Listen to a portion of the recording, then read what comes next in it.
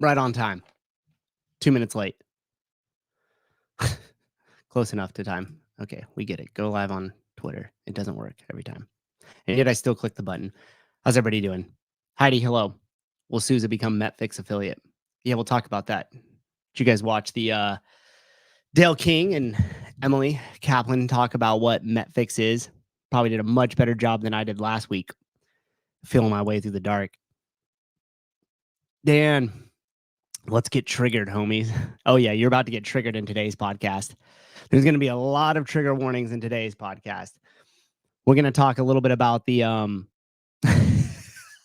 Mason's comment. We're going to talk a little bit about Joe Rogan and how he completely dismantled CrossFit, completely dismantled it. And it wasn't until I went back. So let's set some context for this. 4 years ago, there was a podcast that Matt Frazier was on with Joe Rogan. And if you were like me, you were always wondering why Joe Rogan never really talked about CrossFit, at least like the programming and everything else. And I was always looking forward for somebody to come on there and really intelligently discuss what CrossFit was. And like just completely blow Joe's hair back and be like, holy shit, I didn't realize how much was actually in this. I just thought it was this crazy sport that we saw on ESPN sometimes. And instead, we ended up with Matt Frazier on there. And it was awful. And it was awful. And I forgot how bad it was. It was 4 years ago. Shit was all crazy. My gym was closed. I didn't know what to do. I was renting equipment, trying to latch on to Sevon and help him out with this crazy podcast. And Joe recently republished a ton of shows.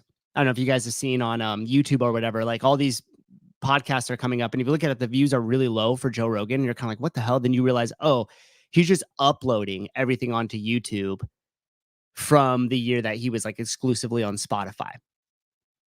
And the Frazier one resurfaced. It popped back up and it reposted like 3 months ago, 2 months ago.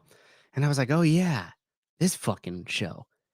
And I listened to it again and I got triggered majorly because I thought it was bad the first time. And then when I went back and re-listened to it, I didn't realize exactly how awful it was and how shitty CrossFit seemed during that podcast. So we're going to do a little redemption for myself for last week. Although it was really nice. A couple of you guys like reached out, and then I saw on the podcast when Sevon was on later was like, oh, it wasn't that bad. He doesn't need to shoot himself quite yet.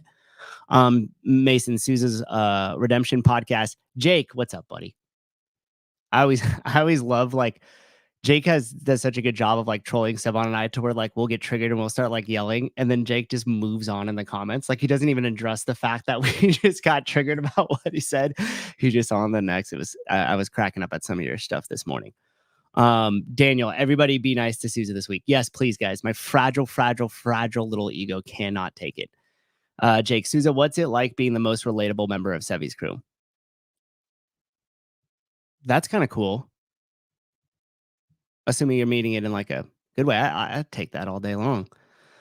Frazier is to CrossFit what I ran is to humanity rights.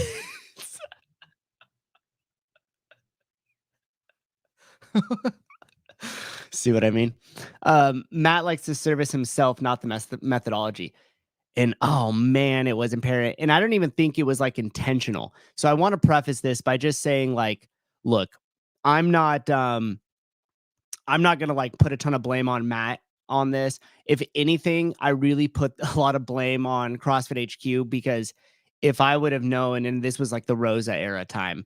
So if I would have known that Matt, and maybe they didn't know, so we'll give them the benefit of the doubt. But if I would have known that Matt or one of the other athletes was coming on Rogan, I would have at least just reached out and been like, hey, dude, congrats. Heard you're going to go on Rogan, talk about CrossFit. I'd love to have a conversation ahead of time.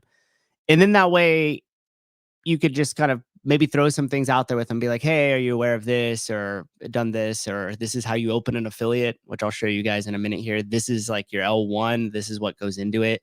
And you could tell that watching this podcast, especially as much as I did in research for this show, I have timestamp stuff that will play here. But watching it as much as I did, the feeling that I got across is like almost like it was Matt was there to kind of impress Joe. And to almost seem like, yeah, I came in, I won the CrossFit games, no big deal. I'm kind of embarrassed to even tell my friends I do CrossFit. Like, ha ha ha ha ha. I won their stuff and took the money. And I don't think that truly is how Matt actually feels. Extra Sloppy makes a great point. Extra Sloppy. Rumor has it that Matt was so nervous for the podcast that he asked to do it a second time, and Rogan obligate. Really? Obliged? Really? And we watched the second version of that, or did the second one just never make it to air? Interesting insights, Extra Sloppy. I would be, I blame his manager, Justin. Yeah.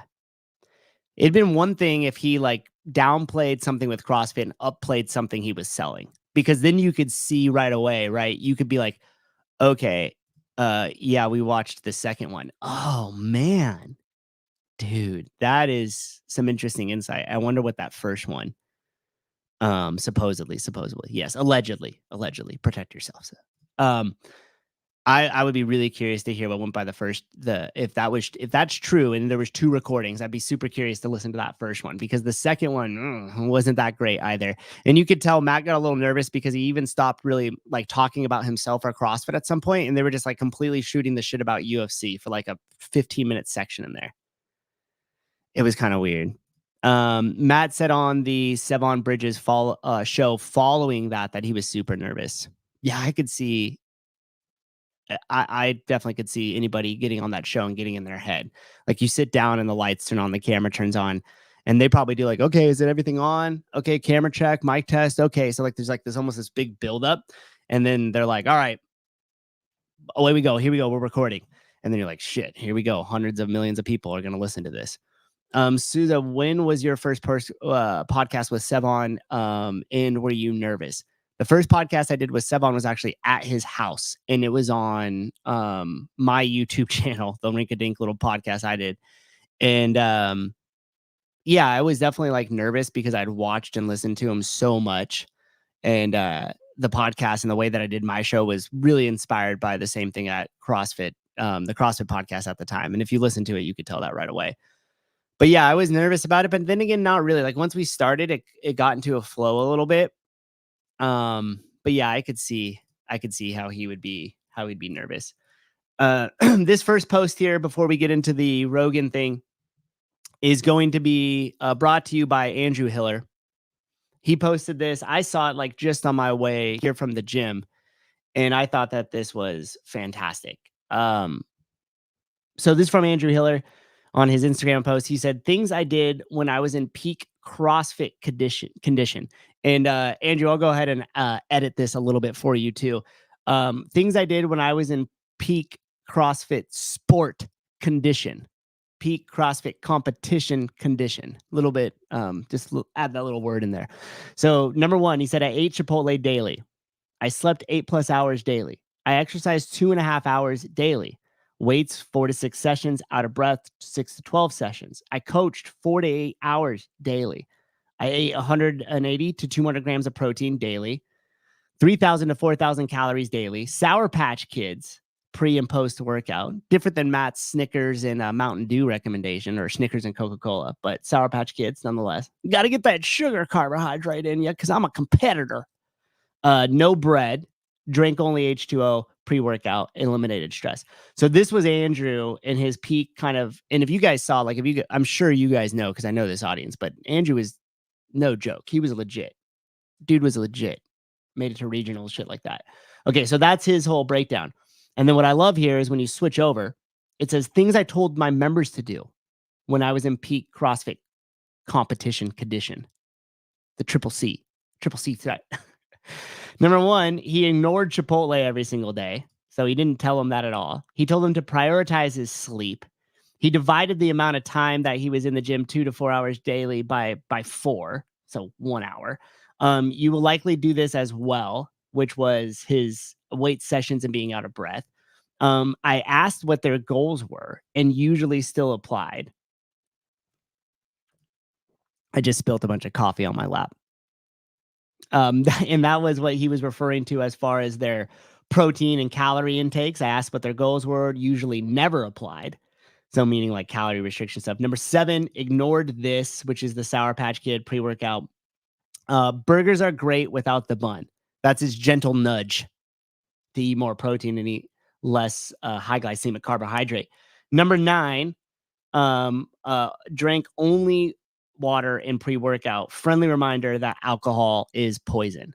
Such a great point. If you guys are in there with your members and stuff like that, just reminding them that you could do great all week and then you get freaking you're blackout drunk 2-3 nights a week, your Friday, Saturday, or your Thursday, Friday, Saturday, depending on how hard in the paint you go.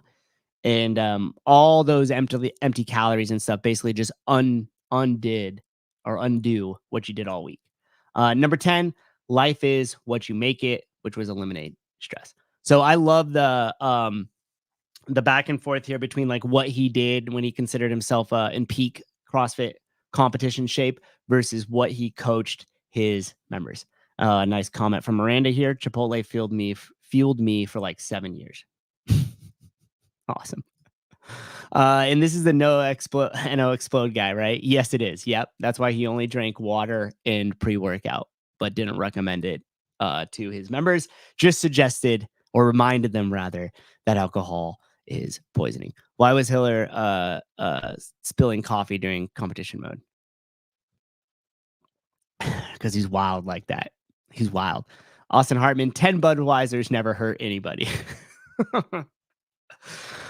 Speak for yourself. Speak for yourself. So I just thought that was cool. And it was a great contrast or comparison to like, as we get into this Rogan thing with Matt Frazier here, because this was definitely a conflation, a massive conflation of CrossFit as a competition versus in a sport versus CrossFit as a training and lifestyle protocol, as you guys probably heard in the Metfix thing. Okay, so here we are. We're going to have Rogan's interview up here.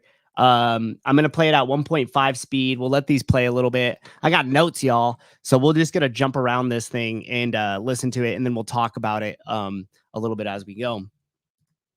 Not as awesome as those chicks and the manager with the Diddy story. That shit was crazy. Okay, so jumping right off at the front here. First 1 minute in. And basically, I'm going to show where Joe opened the door a bunch of times where the CrossFit methodology could have been inserted intelligently and been talked about and explained really well, but was not. And hopefully this will be our redemption as CrossFitters. All right, here we go. They let you know in advance what you're going to have to do? Some, like we might find out in an event, sometimes a week or two ahead. But then like we'll have others where we're literally finding out the event as we go, like as we're competing. So we don't even know what we're doing on the competition floor. They'll be like, all right, start lifting that weight. We'll tell you when to stop when you hit your number of reps, you know, stuff like that. It's interesting to train for because you don't know if you're training for a 1 rep max or 100.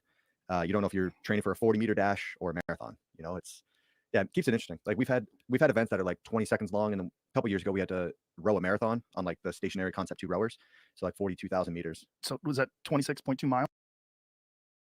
Okay, it's called Unknowable and the Unknown. It was a perfect opportunity to go in there and talk about what CrossFit prepares you for, which is the unknown and the unknowable. And it could have said that the competition reflects that in the methodology by not letting the athletes know ahead of time what the workouts were. Instead, what ends up happening here is Matt references one workout that they did that style one time. If you guys remember, I can't remember what year it was in the games. I want to say like maybe like 2018 or something, where they came out onto the field and they didn't know how many reps they had to do at each station. So you just went and then you were told to go on. So it was about them managing their pace in an unknowable situation. Chaos. Thank you, Mason. Yes, Chaos 2018. So he references one freaking workout that was done like that. One. He maybe could have talked about the twist at the end of the run in the 2020 games at the ranch, but instead he just kind of goes with that. Now, if you could hear in that portion of the conversation, Joe kind of does this like almost like fuck, here we go, another ridiculous thing of CrossFit, and it drives me mad because this is 1 minute and 4 seconds into the podcast, and Joe already opened the door wide for Matt to just step in there with the unknown and the unknowable and start to steer the conversation towards the methodology and why that is the way it is, rather than just referencing one workout that had happened one time. D Reed, nice shirt. Matt focuses at the top of the pyramid. Does he even follow the entire CrossFit methodology? You guys will very soon find out in a couple clicks here that he doesn't even know what the CrossFit methodology is. And I don't say that as in the sense of like to make fun of him, like, oh, he doesn't even know what it is. Like literally, he says in here that he doesn't know what it is. Okay, so this will be our another point here. This is talking about the mixed modality stuff. Okay, we'll play it now. Get better at it, you get more comfortable with it. And it's like when those curveballs get thrown at you of something that you're not used to. Mm-hmm. And I mean, that's CrossFit, right? That's what our training is. Yeah. Like we're trying to think of different things that can be the test for us and figure out like, all right, if this comes up, how do we deal with it? How did you get involved? Did you just walk into a class one day and get Kind of excited funny. by it? So I have a background in Olympic weightlifting. Did that for 10 years, lived at the Olympic Training Center. Like Okay, you guys know the whole story. He broke his back. He still did the competition. He thought his whole entire athletic career was over.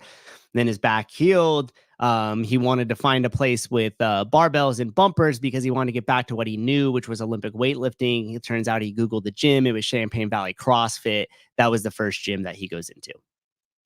I could retell that story almost like I am Matt because I've heard him talk about it so many times.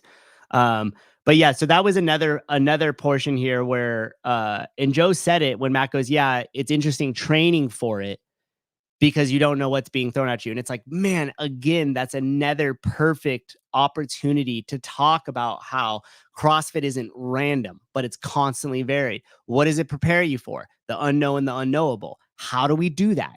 With functional movement across broad time and modal domains. What does that mean? Right? Then you could start to break this thing down in multiple different ways. But even Joe said when Matt goes, oh yeah, it's interesting to train for. It's like, holy shit, dude, you're not trying to like train for what's at the games. You train the CrossFit methodology because it's going to best prepare you for some of the tests that you will see at the games. And the fact that he's like, oh yeah, we're trying to figure out how to train for this thing. It's like, wow, if only somebody invented some sort of complete protocol that you could follow to be good at it. Oh boy. We're gonna keep it cool though today, guys. We're not gonna get the triggered cast. Because that would be redonkulous. Okay, this will be briefly what Matt talks about. And you could tell right away that Matt really got into CrossFit due to the fact that he could compete and win money. And he talks about it right here, which again, I'm not blaming him for this. He came on the Joe Rogan podcast to talk about himself. You think he would have promoted very well and in a great light the thing in the ecosystem that brought him to this point in a way that would invigorate potentially a new audience so he could continue to grow that ecosystem, one of which his income still depends on today. But here we go. This is him talking about getting into it on the early days. like just pocket money for a college kid. Like, are there more competitions like this? And so they showed me where to find these competitions, and I just kind of started driving around the Northeast, like all of New England. And if there was prize money at a competition, I was signing up. And so I basically looked at it like a part-time job of like, while I'm in school full time and broke, I can make some pocket money. And yeah, just kind of, I was like, all right, if I want to keep winning these competitions, I need to work on my weaknesses, get better. And then just kind of fell in love with it. And it just ratcheted up bit by bit until like. Okay, so there we go. We have him now talking about his whole start into CrossFit. Like if you go back, it's like he already had the weightlifting background. He was already super competent, very well on the weightlifting, and then realized, oh, hey, I could pick up some extra money here. The interesting thing about that is that, and he states in this podcast, that was around like 2012 when he started to lean more into competing. And it's kind of crazy to me to think about, like, I wonder if you can even make any money doing that now. Like I try to think about the level of competition and the amount of competition that actually offer that much money to make it worth your while, especially if you had to travel or something like that. And I'm thinking to myself, like, man, there was probably just, and I remember in my local area, there was more like local level type competitions during that time period. If you would ask, well, Matt, why isn't there any more? I would say that probably because they're a lot of work and very little money. Because if they weren't, if it was the other way, if it was a little work and they were very profitable, I would imagine that we would still have a lot of them today. Justin, I still believe Joe did this show to showcase the stereotypical quote unquote CrossFitter. Could be. Could be. There were some talks about Matt and his L1. Matt Burns says Matt doesn't know that Souza never took his L1. He does mention that he did take it in this podcast. Yeah. Renetta, she knows. He did mention he did take it, but he totally shits on it when he says it. Because he's like, I went with a friend because they needed somebody to go with, and I don't really remember anything from it. So he does mention the L1, but it's said in that light. It's not really said in like, oh my gosh, the course is so profound. Okay, so now we're gonna get into the conversation here about rhabdo. Okay, now this is about 20 minutes in or so. I'm gonna pick this one up just a hair because I think we'll end up listening to a little bit more of it. And again, this is another point where we could start to talk about rhabdo, but you could also talk about injury rates in CrossFit, and it's a great way to lead into that conversation. So here's their take on rhabdo. A real thing that happens pretty often amongst people that do CrossFit. Yeah, I think it's probably more towards like the beginners, because like now when I train, I don't even get sore. Like, so it's just people that are out of shape that try to do something that you would do. Yeah, and if it's like not a well-programmed workout where it's just like, all right, we're doing 1,000 thrusters for time, and it's going to tear your quads. It's like, no one should be doing that type of workout. But I'm sure it's the same as like if I just jumped in on Cam Hanes' running routine when I've done no building up to, I have no business running a marathon every day. Right. So yeah, if I'm just jumping in a workout that I'm not prepared for, well, yeah, it's gonna fuck you up. You know? Yeah, that is the thing, right? When someone says that like it takes you 6 months to recover from a marathon, there should be an asterisk if you're not conditioned to run marathons. Yeah, I mean, it's like any sport. Like if I go in.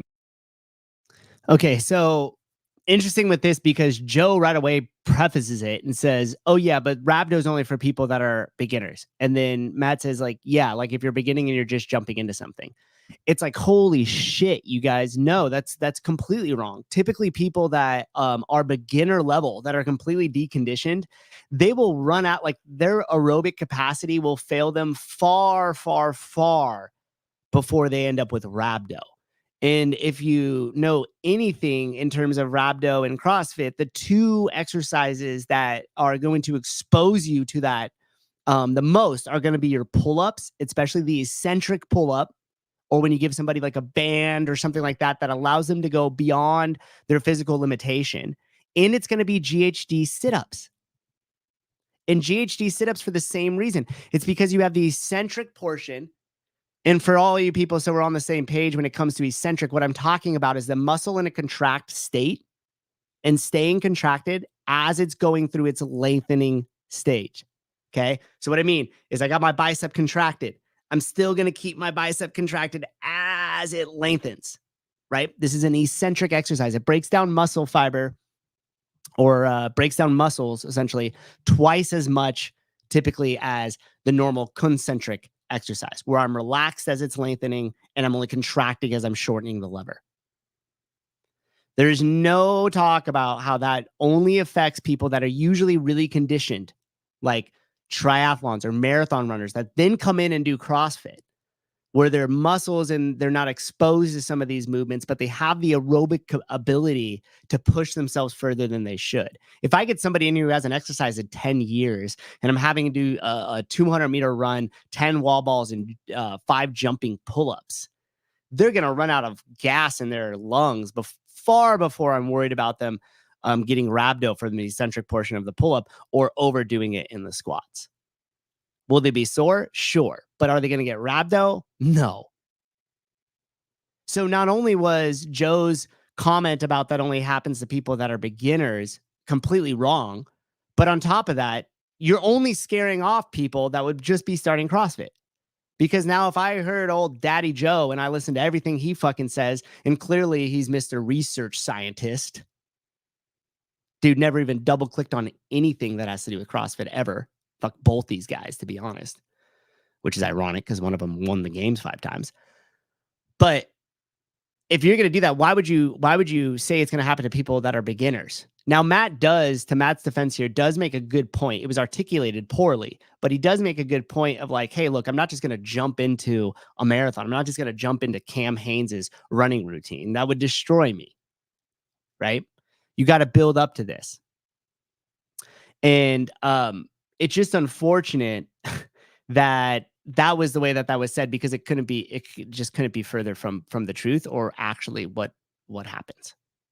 And of course I'm generalizing a little bit here.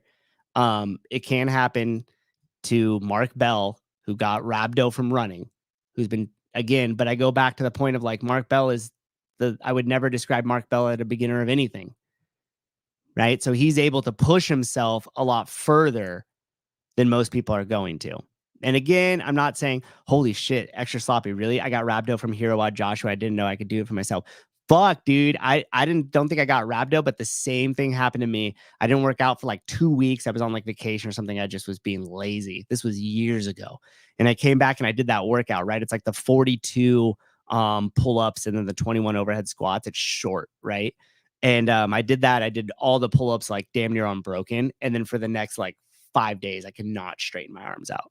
It was awful. But again, that was because somebody that had experience and capacity but wasn't conditioned for that pushed themselves too far, i.e. me. Matt Frazier is to CrossFit what Joel Owenstein is to the religious ministry. Damn. Okay, I'm going to let this play out because my next timestamp here is in just a couple of seconds, and we're going to get into some programming talk now. And to roll or something, and it's like, well, no, I need to learn the fundamentals. If I'm just jumping into a full sparring session, it's like, well, yeah, bad shit's going to happen. Yeah. You know? Yeah. It really is like anything. And in CrossFit, when you talk about like someone doing 1,000 thrusters, is a workout, are they scheduled by the people that run? They call them boxes, right? Your gyms call them boxes. Yeah. Yeah. Is that like, I think that's like the coin term. Is that dorks? Is that like so dorky that you don't say it? I mean, you're too CrossFit. Well, I came in from weightlifting. So right. like it's a gym. We used to watch CrossFit fail videos, like from weightlifting. Like when I started CrossFit, I didn't tell any of my weightlifting buddies for like, until they saw me like on ESPN. And like, I was getting texts or phone calls and they're like, hey, so I was watching TV today and you do CrossFit now? And I'm like, that's hilarious. Yeah, that was me. You're on ESPN and you're embarrassed.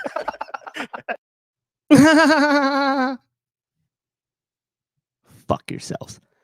So that is a little bit of an example of I feel sometimes when athletes try to like remove themselves, like, oh, hey, I'm bigger than just CrossFit. Like I'm bigger than just the games. I'm bigger than just my training. Like I don't even use like the same lingo as some of these guys because I'm too cool, right? I'm too cool. So whatever. But the thing with him saying like 1,000 thrusters or like asking about the programming and stuff, I think it's another time step that I have in a couple minutes here. But basically he gets into talking about like Joe gets into talking about like, okay, so does CrossFit have like a central programming? Does everybody do? And then again, you guys will see it's a huge missed opportunity to talk about how to articulate program, how you're taught a method on how to program. That's what the L1 is about. And on top of that, CrossFit main site does have a protocol for you to follow that you could follow all the workouts that were on there or used to at the time of this. I still think it's around now, but you know how I feel about main site. Okay, so let me pull this down. I'll bring the other timestamp up here a little bit. But at least you guys are understanding where I'm getting at here when I said that this was essentially the downfall. Because if you have to remember that this was at a time too when CrossFit was under national news and was attacked for Greg being racist and blah blah blah blah blah blah blah blah blah and all that shit, and we're getting tons of bad press in the news. And then Joe Rogan, who arguably was at the height of his popularity through COVID and through this time, fuck, it's so disappointing. That's such a missed opportunity. Okay, all right, so here we go. We're gonna talk a little bit more about programming here. I would imagine, Right. like, I think, just what I would think you should have to do. Like the workouts should be scheduled. Like you should have like, okay, this is a workout that you can do. Like we've balanced it all out. Yeah, and I think it's kind of comes down to, the gyms that aren't putting in that effort will dwindle out, because people start expecting, they're like, I'm paying you a good chunk of money, Right. 100, $200 a month. Like, I want something for that money. I'm not just going to show up to your dusty garage. But what I would hope is and- that there's some sort of accreditation. So if it's accredited, and then you have workouts that have been thoughtfully Yeah, put together, so that that you're going to get a good workout, a really and- good and workout, be a safe. balanced workout, Yeah. and be safe. Yeah, I mean, I've shown up to gyms where it's brutal. Yeah, I can imagine. I'm sure a lot of them are out of business now. But I've also shown up the ones that like are great. The people take pride in it. They want to give the customer the best experience they can. I was lucky enough that just by random chance, the first one I showed up to, like if they have a class over, whatever number of people, they have multiple coaches working.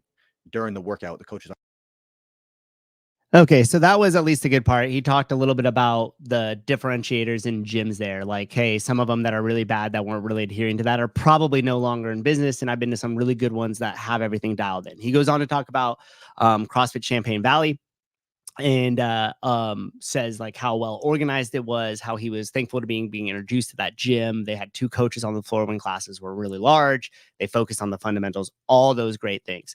So that was something that was like good there, as he talked a little bit about the quality control, because in this case, like Matt's right. There's no arguing against that.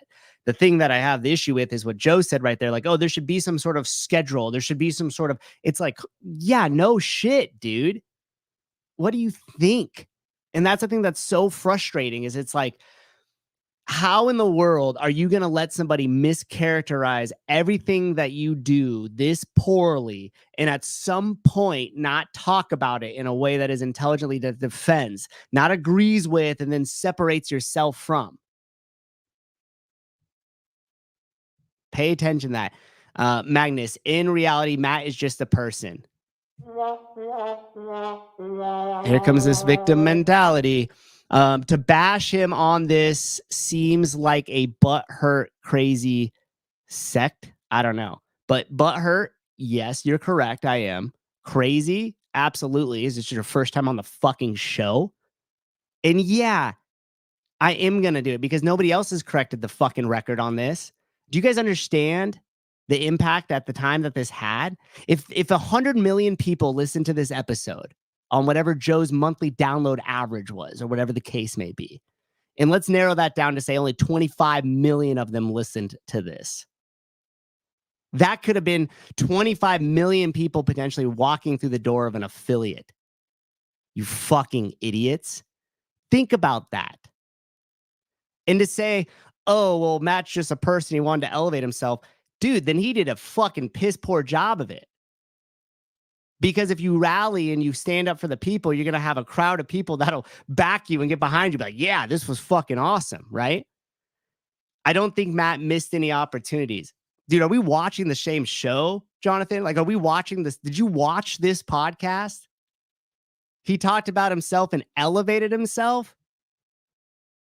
Brother, elevated himself. And here comes the other. Spot on, Jonathan Ortega. Come on, you guys. Come on. And here's the deal. I said it at the beginning. Okay. So pay close attention here.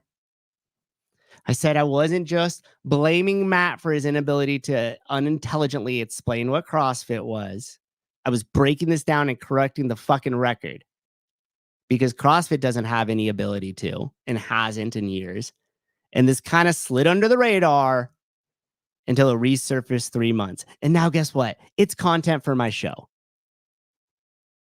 So of course we're going to talk about it. And this isn't a rally and grab the pitchforks and come after Matt situation. This is a, how the fuck can you go on Joe Rogan, A, without Joe having prepared anything on his end? Like, didn't even look into anything. And B, some sort of I don't know, insight as to what, Matt, this is going to happen, probably don't fucking throw all of the CrossFit community under the bus and try to make yourself look better at the expense of everybody else. You know what it reminds me of? And Magnus and Ortega, maybe you guys, imagine you go into a building with like a group of friends and you're kind of the new guy there. And the buddy that brought you just wants to look cool in front of the other guys. So instead of introducing you and being cool, he just starts to make fun of you in front of everybody else for a laugh of everybody at your expense. That help it out? At least frame it up for you to how I feel about it? Okay. Moving on to the next insight. And by the way, too, it hasn't even gotten good yet, you guys. It hasn't even gotten good. We're gonna save the real triggering things for later here. Okay.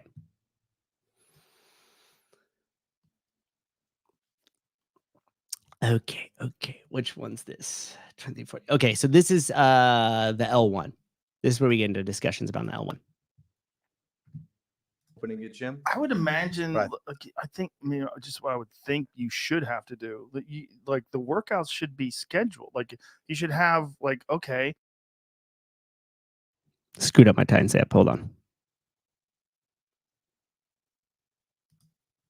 yeah, Like, so now it's like, now that I'm not training as a career, Damn I it, won't my eat until timestamps 2, got 3 in the jacked up. afternoon. And Just how coffee, old are water. you now? 31 now. And what made you decide to retire at 31? Because it seems like that's like kind of your athletic peak, no? Yeah. Yeah, I think people peak at different ages. I mean, like I had my best performance ever. Like my last competition. All right, I'm not going to try to skip around to find it. But at one point he said, I went to the L1 with a friend. I didn't pay that much attention to it, so I'm not sure. And this is when Joe's talking a little bit about the programming portion of it. And I had an interest in opening a gym. This is the same thing. So do you just have to pay a fee? oh yeah, here we go. Okay, this portion. Sorry, I was almost on it, but not quite. The coach is just a cheerleader, and I remember like, wait, these are the same. This is the same thing. So do you just have to pay a fee to be a CrossFit gym, or do you? I'm not 100% sure how it works because I've never had an interest in opening a gym. I would imagine, Right. like, I think, just what I would think you should have to do. Like the workouts should be scheduled. Like you should have, like, okay, this is a. You should have, okay, maybe some sort of course that teaches you about it and multiple other courses to continue your education. So that way you become competent in the methodology you're teaching. Wow, what a profound idea, Joe. What a profound idea. Okay. So we're going to jump ahead now. There was a point where Matt talked a little bit about his cardio versus the weightlifting. And in this portion there, he did talk a little bit about how the way he trains for CrossFit does allow him to keep his cardio at a relatively high level, but also allows him to continuously build strength. Now, it was a completely quick little portion and like glossed over a little bit. But I was like, man, because Matt's dude's a beast. Like, there's no question in his, as far as his pedigree and his fitness and what he's accomplished. You're never taking that away from him. Dude was all time in terms of his fitness and everything else. I mean, just incredible, right? So I thought for sure he would have like leaned in a little bit more about how he developed those two bases, like Matt in and of himself. Because as you guys are pointing out in the comments here, like Matt was there for Matt.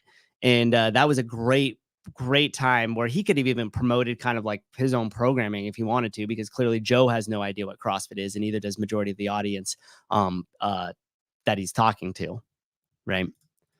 Jake Chapman back. Nobody taught me how to give women orgasms. I don't even know what that has to do with it.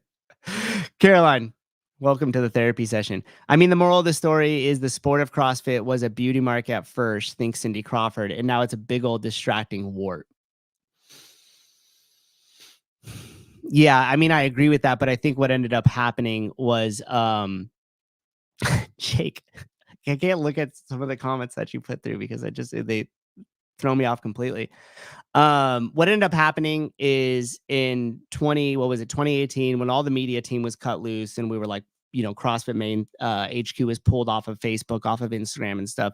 That was a pretty hard hit to the mothership. And it took a little bit to get that re-going, even though their time off those platforms in the switch of the media team happened quickly and their time away from those platforms were brief. It took a long time for them to start to recover from that. And what ended up happening is once CrossFit had no media of its own, which we're still seeing to this day, it doesn't have an ability to craft its own narrative, meaning what CrossFit is, what we do, what we're about, because other people are now going to do that for you, hence the athletes, because they have the largest followings, the biggest voices in the room. And you have no ability to defend yourself against stuff like this. Because again, everything with the media got dismantled. And then it never really recovered from that. And then with the new regiment, the private equity company coming in, they just completely decimated it. So now you have zero ability to have your own narrative, zero ability to defend yourself, and you're stuck with athletes and pundits like myself doing it for you. The comment that I danced at, Souza, Jake Chapman. Souza, can you make your pecs dance?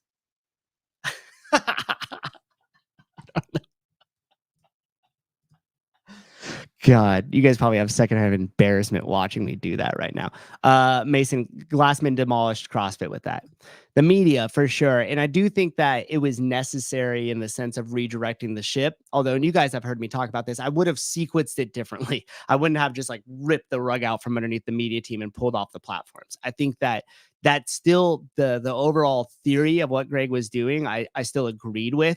But like I said, I just would have sequenced it a little bit different in terms of like how I would have rolled that out, as opposed to just kind of the sharp turn to the left, if you will, which, as you see, media and CrossFit in and of itself has yet to recover in.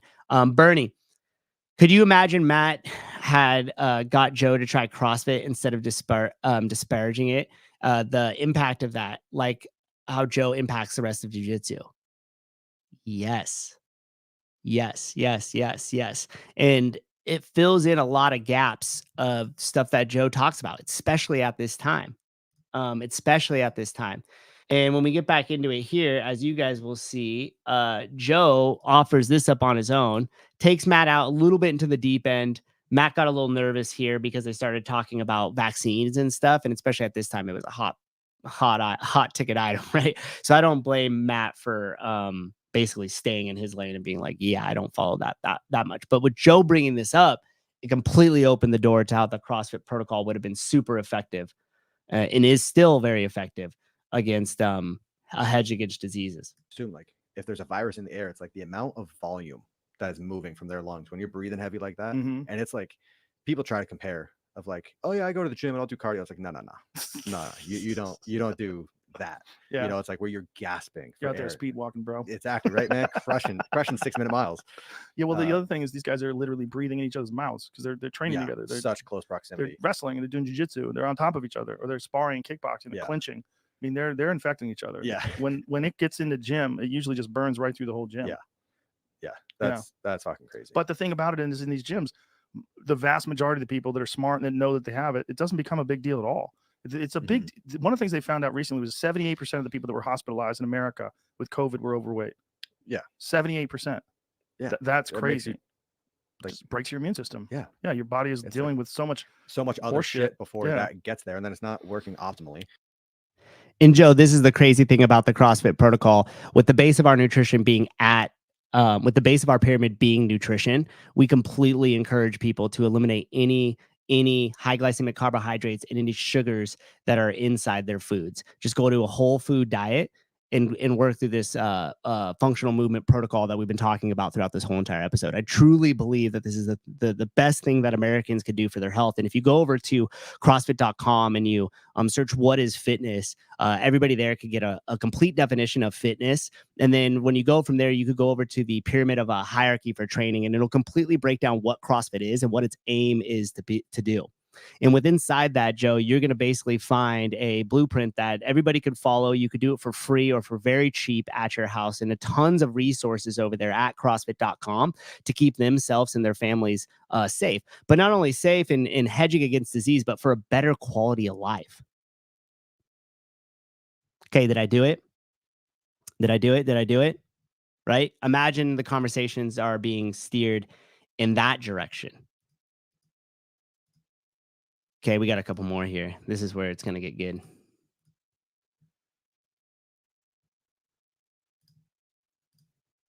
How am I slipping? Like, how? Okay, hopefully my timestamps kind of got like something happened. They got like off by like a minute or something. So I may need to jump around here a little bit, but bear with me. Okay, so this is now towards almost the end of the podcast. They were talking a little bit about the CrossFit Games, and now we're going to get into some Greg Glassman talk by Joe, and we're going to get into some Dave Castro talk as well. I haven't lost an in-person competition since like 2015. Like, if it's an in-person competition, I've won it for the last 5 years. Like, and he put out this article, and I was like, wow, that's a huge conflict of interest, because he's the one programming the games. Right. He's programming the competition, and then he also released something that said like, it just finished programming the 2020 games, and it's not good for Matt. I was like, oh wow, are you shitting me? Like, so do you think he was trying to get you to lose? I don't know. I mean, there were a couple things that came up that, what a dick. There were a couple things that came up that made me question of like, I think you're trying to. Does he have a relationship with someone else that's in the? No, I think he just doesn't like me. Why? There's seemed like a real nice guy. Everyone just jumps when he says jump, and I wasn't that guy. He likes power. Yeah, that's a general consensus. But yeah. What is the deal with the dude? Okay. In this discussion as well, and we'll let this play out so you guys can hear it. They're going to transition from talking about Dave and Matt basically complaining about Dave and saying that Dave has somehow skewed all the programming to only focus on Matt, even though at the time there was a extremely dominant female competitor who's still in the games now. But apparently Matt thought it was so much about him that Dave was programming specifically to knock Matt off the top. Now, and interestingly enough, Matt, during this discussion, we'll probably hear it as I let this play on in a moment, goes, well, hey, it's like, as I win the 4th time, I was coming back for the 5th time. This is when he talks about O'Keefe kind of pushing him to compete one more time so that way he could win one more title than Froning. And it's pretty funny how he also in that Matt says, oh, well, Dave published this article about me. And then Matt goes on to say, but I know that I've won 4 times, and the 5th time, like, you kind of, you need to mix things up a little bit. And it's like, yeah, dude, exactly. Like, we know for a fact Dave didn't publish anything. Like, Dave didn't write an article somewhere and publish something. He was probably quoted saying that and making it tongue in cheek. And at the same time, Dave would say something like that all the time to the competitors because he's trying to drum up some sort of promotion for this. That's what all his weird ass clues for the open are. That's what him taking little shots at different athletes are, is to create some sort of media attention and create some sort of tension with him and the other competitors. I mean, shit, if you knew Matt was going to show up and just absolutely dominate like he was during this time period, what's the fucking point of watching it? You're just watching for second place. But now if you start to, like what Dave's doing is he start to chum the water a little bit. He makes it fun. He kind of pokes at Matt, see how Matt reacts to it. But Matt's built up this clearly this mentality that Dave is specifically just out to get him, never mind the other 79 competitors that'll be at the CrossFit Games, but it's just about knocking Matt off the top. So I just find that pretty interesting. And obviously, like, Dave would have his opinions on that, and it would be completely the opposite of what is actually what Matt is talking about here. Jake Chapman, the studio looks like an anus. Honey, I Shrunk the CrossFit champ and shoved him up my arse. Yeah, that studio didn't last too long, huh? It switched back to his more like Texas style one. That's the watching Joe when he had the studio look like this for that period of time was like weird. It was not a good look. I'm so glad they changed it. Chase, what's up? Never seen a bigger disservice to CrossFit than this interview. Yeah, I know, and I'm forcing everybody to relive it. Magnus had something good to say up here. I understand your point, Souza, but it's a little like complaining to the bank that the interest went up, so you don't have the same money left anymore, and you have to work harder. Yeah. Yeah. Yep. I agree with that. I agree with that. I guess, and I think my hope is within this is like there was no narrative, there was no defense of CrossFit, there was no defense of the methodology, and this was on a massive platform. And I guess I feel like my little part here is coming on and like combating it and just putting a new narrative out there. Now, does it do anything like complaining to the bank that you have to work harder because your interest rate went up? No, probably not. But I hope that within this too, as you guys listen to me, like talk about or answer questions to Matt or talk about the opportunities where we could have really made the CrossFit protocol look good. Hopefully some of that sticks to you guys, because I know that when you're out there on the streets talking to people about CrossFit or what it is you do or the gym you own or how you work out, that you're going to also probably have to defend it. That's just the nature of how it goes with CrossFit. And so maybe my little contribution here is helping set the record straight, and then also giving some good talking points for any of you guys out there that might need them. I don't know. Does that work? That's me feeling my way through the dark on this. So okay, that's kind of the point of it. And the other point is content for the show. Hello. These reaction things get great videos, right? Or great views, right? Okay, so now that was Matt talking to Dave, or talking about Dave and the relationship to the games. Now we're going to get into a little discussion here about Greg, and this was quite appalling to me from Joe here. That's when he says jump, and I wasn't that guy. He likes power. Yeah, that's a general consensus. But yeah, what is the deal with the dude who started CrossFit? Because he doesn't look like he exercises. No, I have. That's baffling to me. Yeah, I remember seeing there's him, a lot of boxing trainers that don't look like they work out at all, and they're great trainers. But then I feel like the boxing trainers that like they look like they don't work out, but then like you see them hit a bag and you're like, oh shit. Probably like Butterbean. Yeah. Yeah, I remember seeing him for the first time. Like, that's the guy? Like, that's the guy who started this whole thing? Like, okay, so it was interesting there because Joe kind of gave the out. He was like, it's like you're watching a really good boxing trainer and knowing that they're not in the ring fighting, and nor do their physiques show that. And then Matt says, yeah, but it's like you watch him throw a couple hits at the bag and you're like, oh, that's why you're the boxing instructor. And Joe even goes, sometimes, or he goes, maybe. Look at all the great NFL coaches. I mean, like, to think that you need to embody everything that has to do with CrossFit and be the walking billboard for it, which Greg held up Jason Khalipa's hand and says, this is the advertisement. This is the end product of CrossFit protocol, right? So if you think that Greg needs to look like that to advertise CrossFit, or to think that somehow that takes away from his message or his contributions to the fitness space, you're out of your fucking mind. And the cool thing is Jamie kind of shuts Joe up a little bit later on when Joe brings it back up. And he goes, yeah, it didn't look like that guy worked out. And Jamie goes, oh yeah, he had polio. And he taught himself gymnastics, it shows here. And then it also shows that he had a really bad injury that happened to his hips that it makes it tough for him to get around.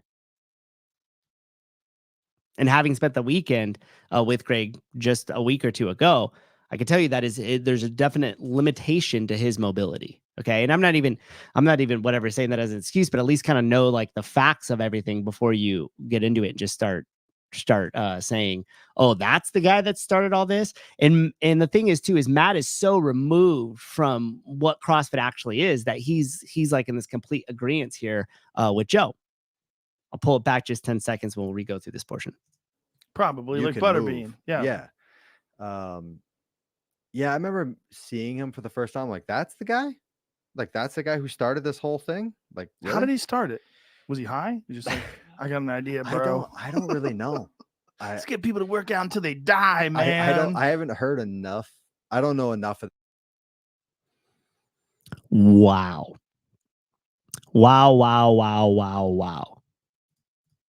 Yes, I have. Yes. Fun fact, Greg Glassman holds the record for the P90X DVD 3s. It's sad, guys. More and more people are going to get into the CrossFit space that did not go through the rite of passage of doing the P90X in the Ab Ripper X.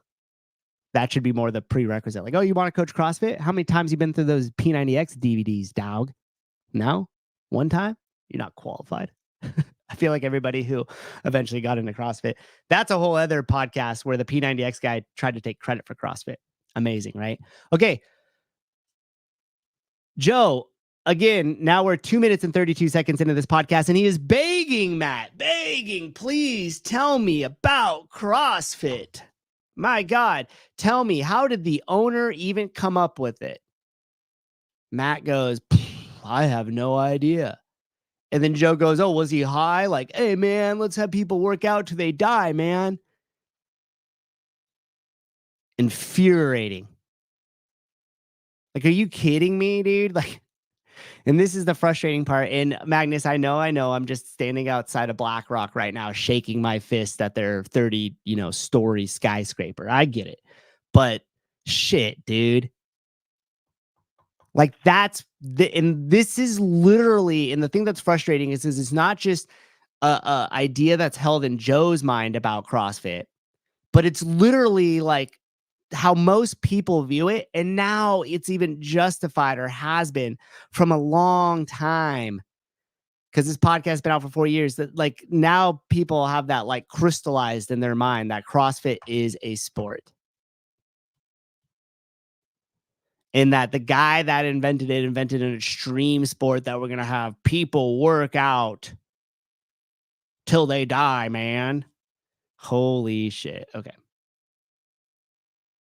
For the history. But you would imagine that, like, when I thought I'm going to see the guy who created CrossFit, I thought he'd be built like you.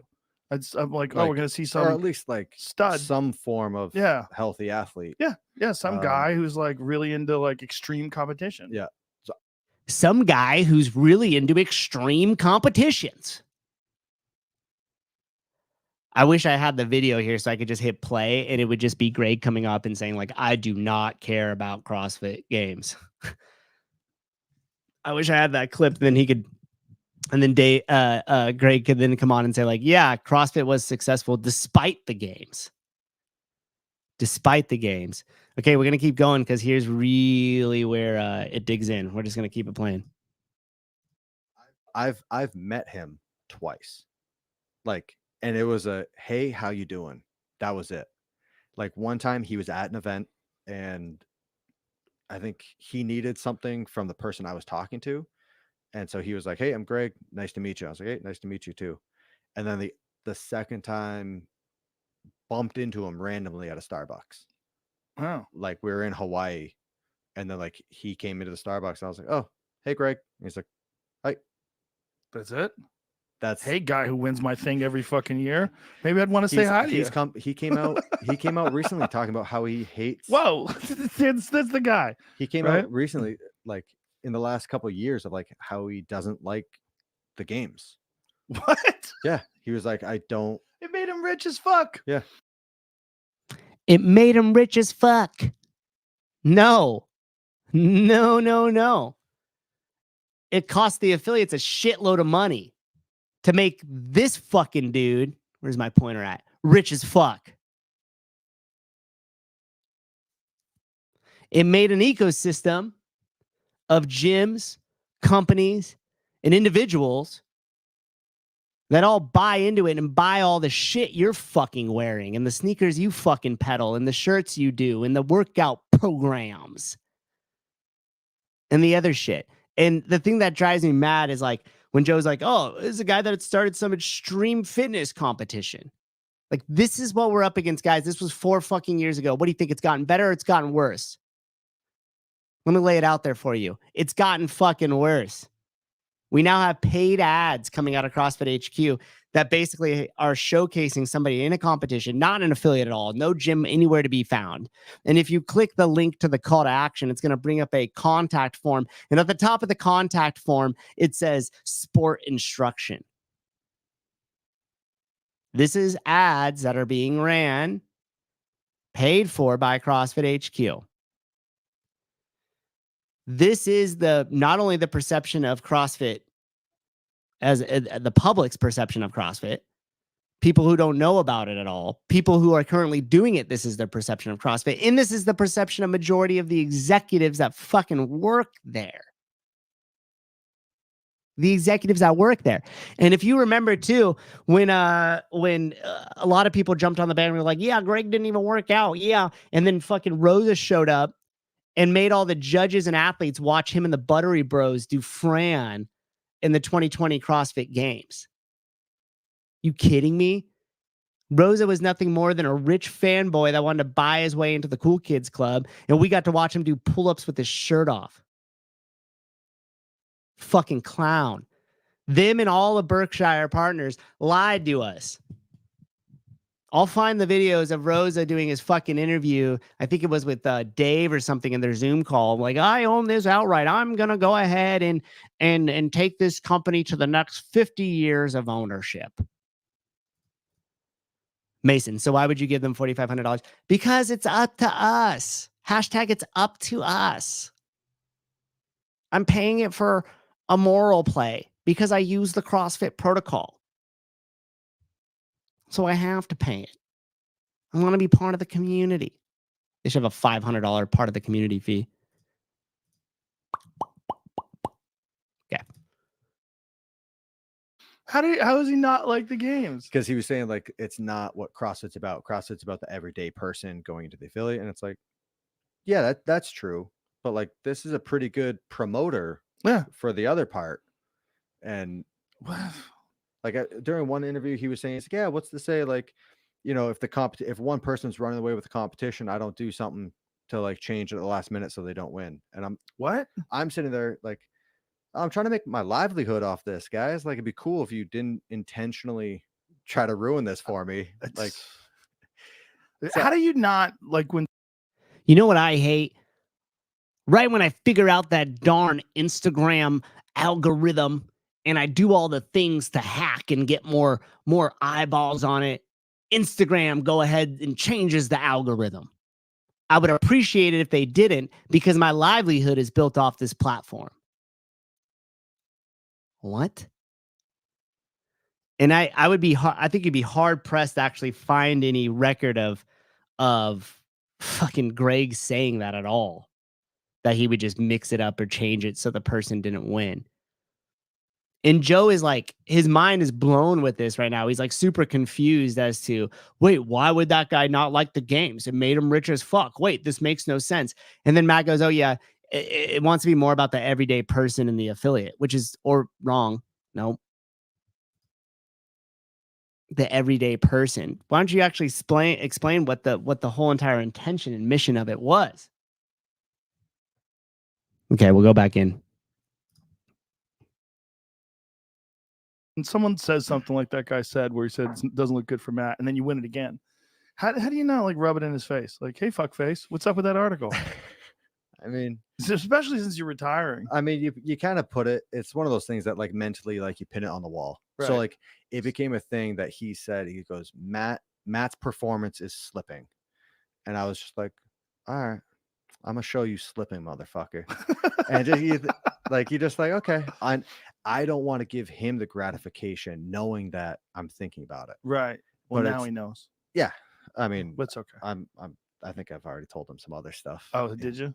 I mean, it's just a weird relationship because it's like, yeah, he says stuff like that, like publicly. And it's like, yeah, if I'm friends with someone, yeah, I'll talk shit to you all day long to your face. I would never go to a publication and say it without like giving you a heads up or. Well, yeah, exactly. This is fucking crazy. It's crazy. I think that mentality that Matt has, that kind of like, everybody's out to get me. The whole world's conspiring against me. You know, it's me. It's a David and Goliath story. I'm David, and everything I see is Goliath, right? Like, I think that mentality probably helped him win the games. Like when he showed up that way and he was like just getting after it at every event, and probably the story that he's telling himself in his training to keep himself going, to keep himself motivated. Like I dig all of that a lot. But when you start applying that mindset outside of motivation just to get you to push harder in the gym to win the thing your ultimate goal is, and you start just applying it generally in life without any sort of like actual perspective on shit, it gets dangerous because then all of a sudden you're just in your head. Everybody's out to get you. You're the butt of every joke. It's all against making you, less successful or stopping you from doing something. And it's super easy to get yourself caught up in that cyclotory mentality. It doesn't do anything for you, but outside of the training, it starts to put up roadblocks and different things in your life because you're not malleable. You're always just worried and paranoid that, someone's out to get you. Someone's out to get you. And I think that that switch should have been flipped when he stopped competing, because I don't think that mindset is going to be as serving to you in the business world. It's good to be skeptical. It's good to be paranoid. It's bad to have that victim mentality the whole entire time. Okay, so we'll let this play out, but it's pretty much we're pretty much done with it at this point. Not only Whatever that, it when was, you but- say something like that has no basis in fact. Yeah. When you say he's slipping, Sorry, no basis in fact, like everything you've just talked about for the last 2 hours, Joe. and then you go, well, let's look at his performances. Actually, he's not slipping at all. Yeah. Like, look, he's fucking dominating everything he gets into. So how's he slipping? Yeah. You it want was, him to slip? Is that what it is? Yeah. I mean, Don't- it's been pretty obvious in knowing that he doesn't like me, and he hasn't liked me for a long time. Do you And think maybe like people don't like it when someone just kicks too much ass? Like they get a little upset and they go, "This is, See, I I'd don't like know if it's different that. I people to think it win was- every year." I think it's good for the sport. I think it's good on either extreme. Like, it's fun to watch someone that just like repeats and Yeah. keeps getting better and better. And I also think it's awesome for a nail biter coming down to the last Mhm. workout to see who's going to pull it off, Yeah, and who do you think creates that excitement in the ecosystem? You? Definitely not you. At that time, you were locked in, focused, wouldn't leave the dungeon in your workouts. I get it. Good on you. But if you don't do it and the other athletes don't do it, everybody's all kumbaya fucking hold a hand and don't do any shit talking to other athletes. How in the world is there any excitement behind this thing? How in the world is anybody going to be like, man, I can't wait to watch this year's games? There's some fucking crazy rivalries. It'll be cool to see them on the floor. Like, if you looked at this thing, it looks like, Matt, a couple of these people have a chance to beat Matt this year, right? Like, you're creating hype. You're creating a buzz around it. Without what Dave was doing at that time, especially in like 2020 when there was nothing going on, and even this year's games, guys, think about it. I mean, Dave went on and did all 79 athlete interviews and was doing the weekend reviews and all that. If Dave didn't do that, we would have zilch, nothing, nada going into this year's games. Nothing. Think about it.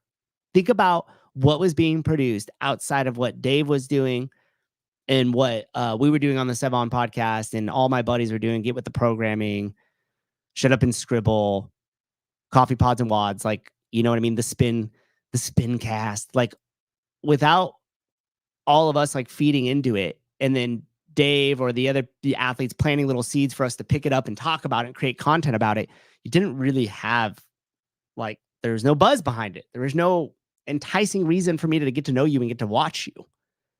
Right. So, like, come on, dude, take it with a little grain of salt. Yeah. But I think with him, like, I got treated a certain way. Like, I wasn't jumping when he said jump. Like, I got treated a certain way when I first came into the sport. And it was basically like, whatever, like, you're nobody. And so I was like, okay, like, I have your card. I know that's how you act now. And then, like, he tried to be nice to me once I had some success in the space. I was like, no, I'm good. Holy shit. It's also a huge miscarriage. Can you imagine if Dave did go around and just fanboy on everybody? Like, Matt, it was like, oh my God, Matt Fraser's here. Oh my God, you won it 4 times. Yay. Like, then it would be called favoritism. It's crazy. Crazy. Renetta, Matt finished his career, started jiu-jitsu, tore his ACL. Did he? That sucks, dude. Don't forget John Young in his NASCAR bed. I can never forget senior analyst John Young. Senior analyst John Young. So many potential similarities between CrossFit, Dave Castro, and WWE, Vince McMahon. Yeah, exactly, dude. You have to have somebody in there that's doing that, stirring the pot and everything else, and didn't monetize Vellner check. Yeah, how fucking crazy is that, dude? What's up, Judy? Good to see you. Oh my goodness. So that was it. I think there's some pivotal things that have happened in the past. We already discussed the 2018, the great media blackout of 2018. Then we had this monstrosity in 2020. Bunch of internal changes, multiple CEOs from Rosa to Allison to Dawn. Like there's just been a ton of turnover internally with the company, more layoffs, less people that are really entrenched inside of what CrossFit is and the purpose it's trying to serve, and way more people that are concerned with the sport and everything else. I'm sure, Amanda, I'm sure shitting on Joe will help promote the CrossFit methodology, the person with the biggest audience promoting health and fitness. I don't, okay. What are you trying to accomplish by that? No, Amanda said it, you guys. All right, she's correct. There's no point in refuting or defending or correcting anything that was said on the show.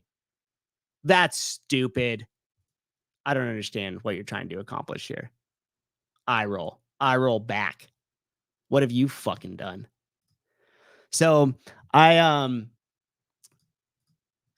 defend it. I go to bat for it. And I did again on this one here, which I'm just going to show you guys the comment section, and then we'll end my whining of a show.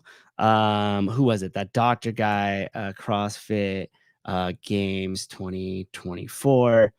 There was a big name dude who made a show on like CrossFit being dangerous and did this whole entire bit on like the first event at the games. He was some Canadian doctor, and talked about how this was the problem with CrossFit and how it spills over into the gyms and all this shit.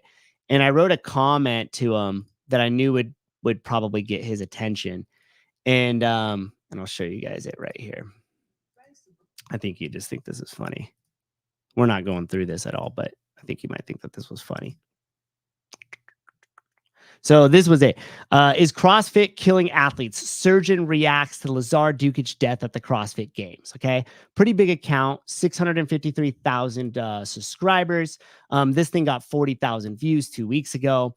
And here's what I put. And the reason why I worded this comment this way is I had a feeling it would catch his attention in the way that it was worded. And it did. So I just commented, this was 8 days ago. You guys could see it there. I commented, I'm surprised with how little you actually know on this subject. Your lack of research here is startling. You see that? I attuned it to catch the doctor's attention. And then he immediately wrote back, which if you look at all these comments, how many comments are on this thing? 308. Doesn't respond to any of them, but responded to mine. And he put, can you list the errors here?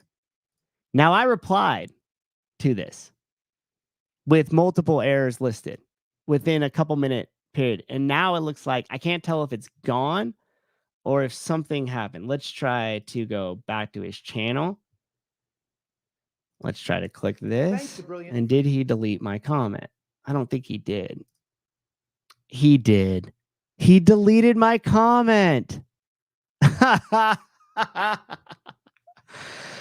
Holy shit, that's amazing. Good thing I took a screenshot of it. So I'll show you guys. So if you look here, it says, can you please list out the errors? Right? Oh, wait, maybe he didn't delete it. Maybe he didn't delete it. Oh, no. Yeah, he did. It is gone. Okay. So then I put to him, yes. No mention of Greg Glassman offering the most complete definition of fitness and health. No mention of the NSCA case where CrossFit proved in a court that the NSCA committed scientific misconduct and false injury data about CrossFit. Greg Glassman has publicly stated multiple times that he did not like the CrossFit Games, the sport of CrossFit, which you conflated with the CrossFit mythology in the video.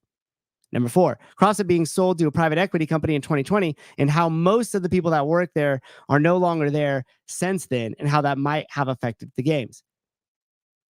Our friendly doctor here also left out the fact that at maximum intensity, and then in parentheses, it says relative to the physical and psychological tolerance of the participant, which it clearly states multiple times in the L1. So yeah.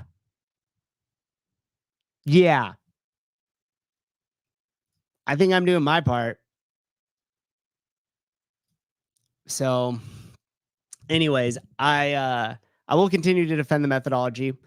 Greg said in a talk he did back in Hillsdale a while back, and he said there are 2 major players in the fitness industry. There's the American Beverage Association and there's CrossFit. And now with CrossFit sold to the private equity company, you could do the math. And hopefully you guys watched the MetFix Q&A with Emily and Dale, because it sounds like that'll be the continuation of the mission. The one that I'm involved in, and the one that I know a lot of you guys are passionate about and involved in your own ways. You're a savage, sir. Thanks, Matt Burns. Just on here, picking fights with people on the internet. But no, I mean, it's like, fuck you. If you're going to have a 653,000 subscribers and you're going to make this whole entire video, it would have been one thing if you just talked about the CrossFit Games in the event. I wouldn't have even touched it. But he did this whole like, well, if you don't know what CrossFit is, let me explain it to you. Completely didn't explain anything. Put it, made it look really bad, and then immediately segued into like, and this is how they're killing people at the games. It was atrocious. And I'm going to double check, because sometimes when you click on stuff, it won't show their comments. But if you guys go to that and you know for a fact my comment was deleted, let me know, because there's nothing more I would love to do than to rage war with this dude. And I'll post it in the on Instagram and see what he does. That's hilarious that he would just fucking delete my comment. It's awesome. Magnus, when will you be a High Rocks affiliate? Probably never. I will never be that. But I would for sure stay very closely attached to what's going on over at MetFix and what the crew over at Broken Science are doing, because that will most likely be the next thing against solving the problem of chronic disease here in the U.S. Yes, RB Ariel Lowen is on Barbell Spin tonight, the nightly show they do. Is it tonight, or are they usually on Wednesday nights? Anyhow.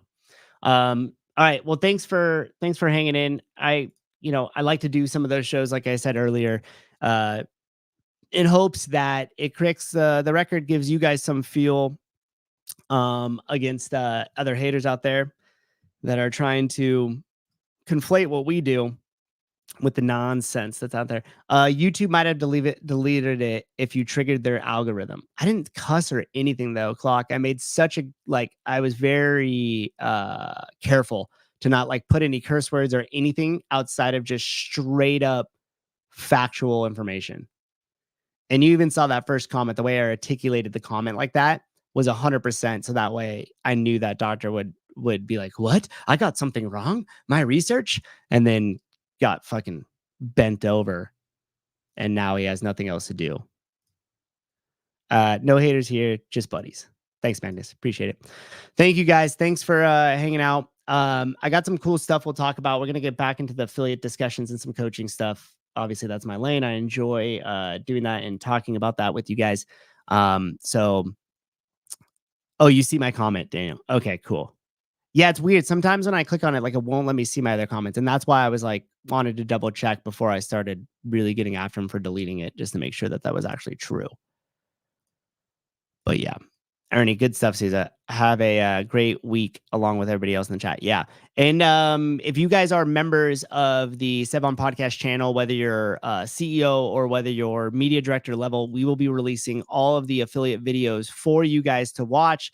Please go on there if you have a little bit of time, watch a few of them, leave some comments on there, like it, dislike it, let us know. So then that way we're going to be using you guys as reference to judging our affiliate videos. I'll get together with Sevon. We'll talk about the little panel of people that we're going to be bringing in. I think we could have some fun surprise guests for you guys. We'll bring in some big name people to watch a few videos and vote on them.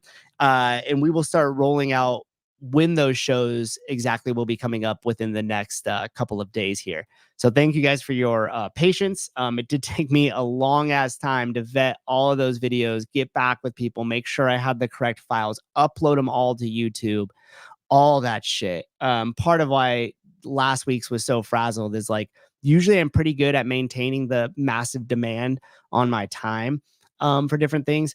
But every now and then I get in a headspace where it just feels like I'm just fucking everything up. Like all the spinning plates above my head are just like crashing down. And it gets crazy. Every now and then I definitely get that way.